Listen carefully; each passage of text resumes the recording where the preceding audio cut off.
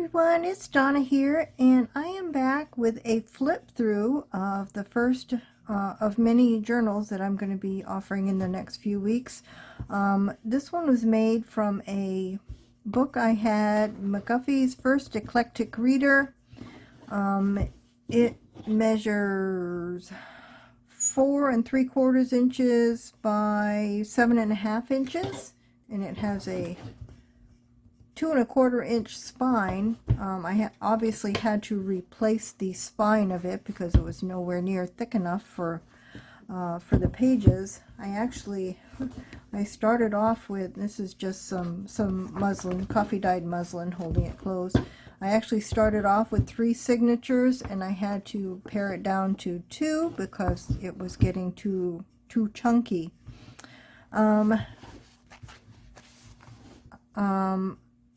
The inside I put some marbled paper that I have on the inside covers. There's a doily in the front. The first page is actually the first page from the book, so you can see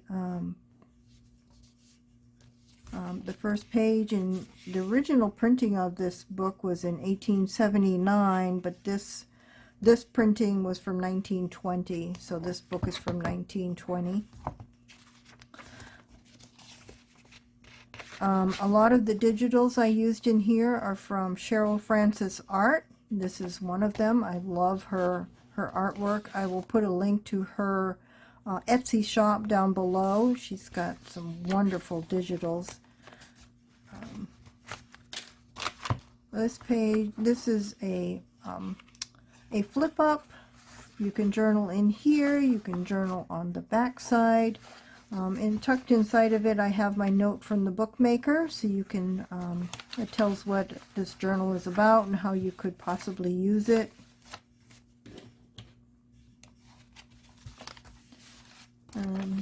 Clipped on the back is a vintage postcard of Verona.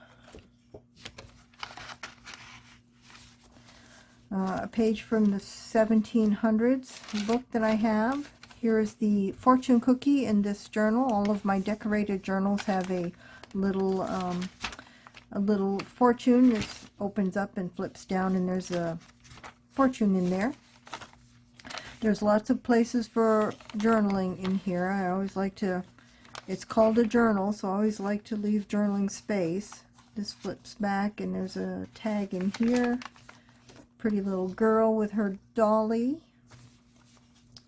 I didn't put anything on this page. It's a book from about household management from the 1860 something, and this particular page is from the duties of the housemaid. It's very interesting reading, so I left that undecorated so you can read that. A library card style pocket that I made and decorated with a tag in it. All of the tags are blank on the back for journaling. And everything in here is original unless I say otherwise. You've got a prescription from 1899. Oops.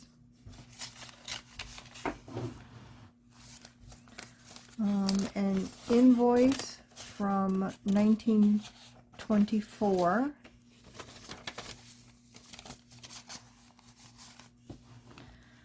Some pretty lace at the bottom. An envelope with just a bunch of some stamps and some die cuts, some little bits of ephemera that you can use to, some fussy cut images that you can use to decorate the journal if you like.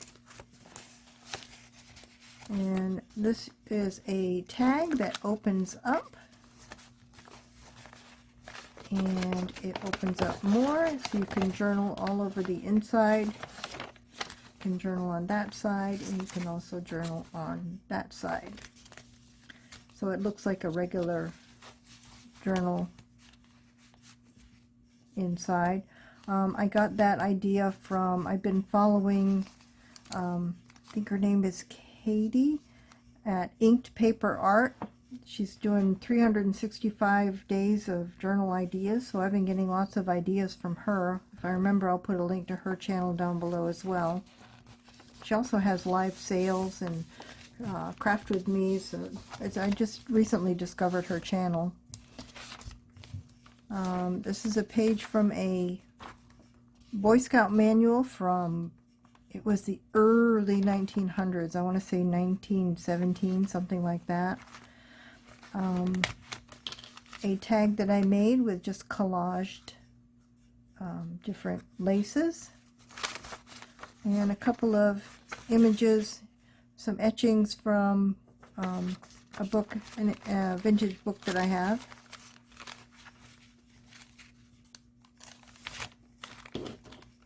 A rusty paper clip.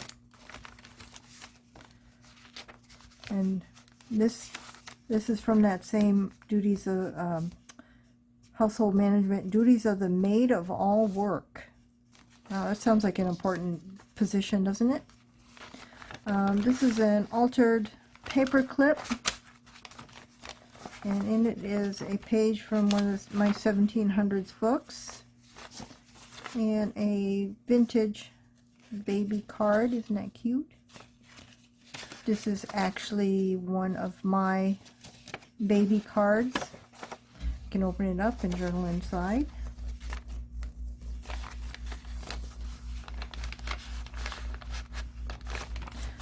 And then on the back side, the paper clip is collaged, and there is a letter from 1880, I guess 88. There's an 8 printed over there. American Refrigerator Transit Company.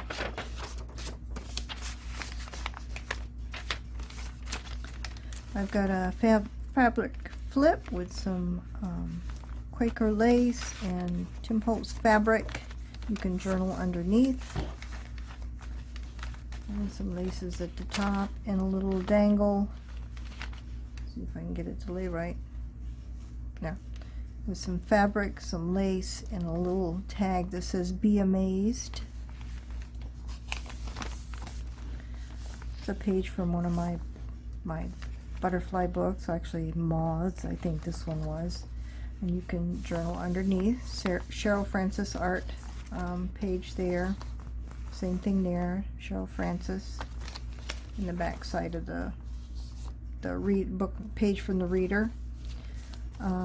Its signature starts with a pocket made from sewing pattern. And inside it are some playing cards with pretty images on them.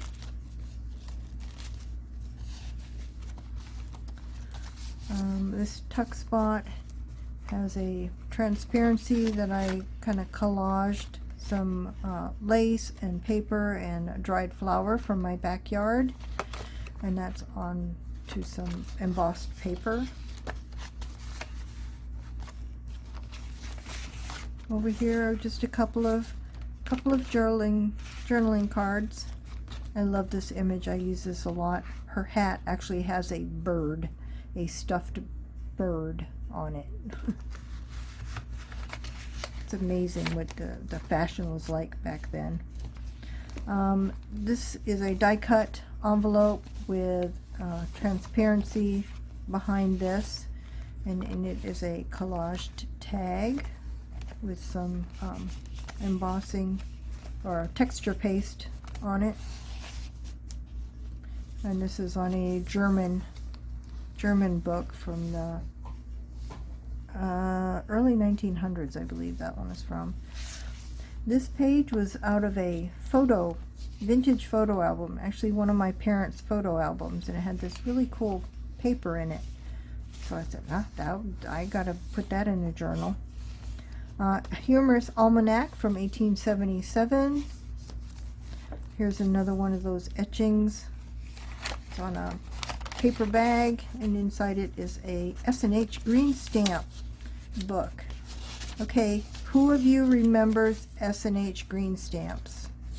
Your mom collecting those and using them. I know I do. I'm dating myself.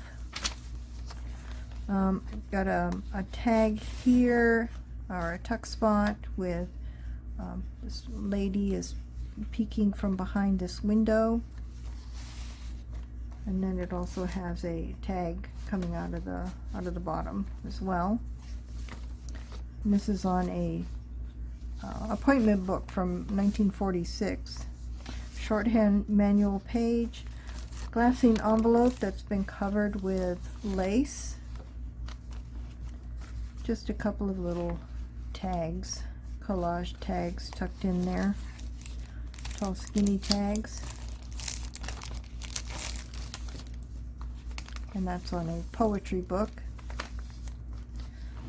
Inside here is another dried flower that's behind some acetate on what kind of like a vintage cabinet card looking tag, and just a page from a vintage, some kind of street guide. Not sure where that was from. I think it might be New York. I think I had one from New York and one from Chicago. Tucked in here is a piece from a cigarette card collector's album.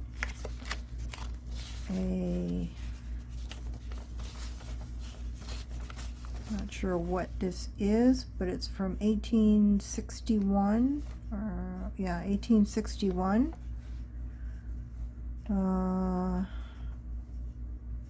Not sure what that is. And then this is a page from 1902. Oh no, this is from 1800s Goodies magazine, a ladies magazine.